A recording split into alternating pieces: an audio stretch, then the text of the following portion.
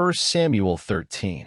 Saul reigned 1 year, and when he had reigned 2 years over Israel, Saul chose him 3,000 men of Israel, whereof 2,000 were with Saul in Michmash and in Mount Bethel, and 1,000 were with Jonathan in Gibeah of Benjamin.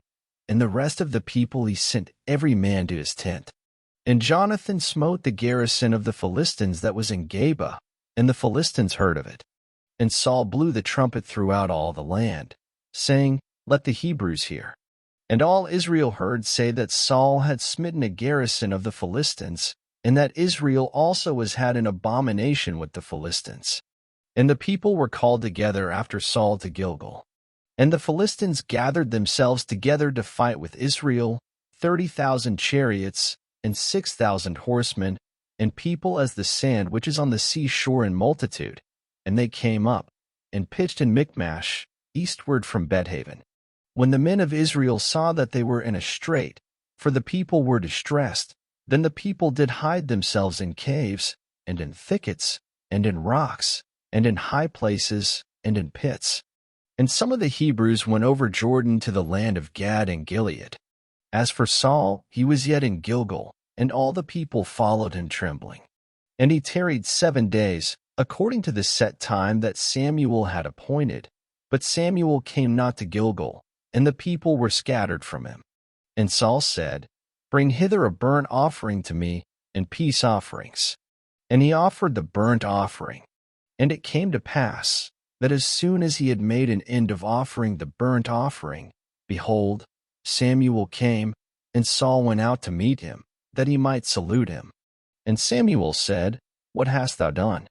And Saul said, Because I saw that the people were scattered from me, and that thou camest not within the days appointed, and that the Philistines gathered themselves together at Michmash. Therefore said I, The Philistines will come down now upon me to Gilgal, and I have not made supplication unto the Lord. I forced myself therefore, and offered a burnt offering. And Samuel said to Saul, Thou hast done foolishly. Thou hast not kept the commandment of the Lord thy God, which he commanded thee. For now would the Lord have established thy kingdom upon Israel forever.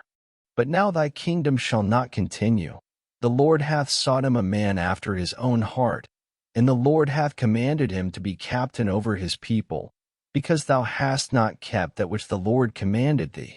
And Samuel arose, and gat him up from Gilgal unto Gibeah of Benjamin. And Saul numbered the people that were present with him, about 600 men. And Saul, and Jonathan his son, and the people that were present with them, abode in Gibeah of Benjamin, but the Philistines encamped in Michmash. And the spoilers came out of the camp of the Philistines in 3 companies. 1 company turned unto the way that leadeth to Ophrah, unto the land of Shul.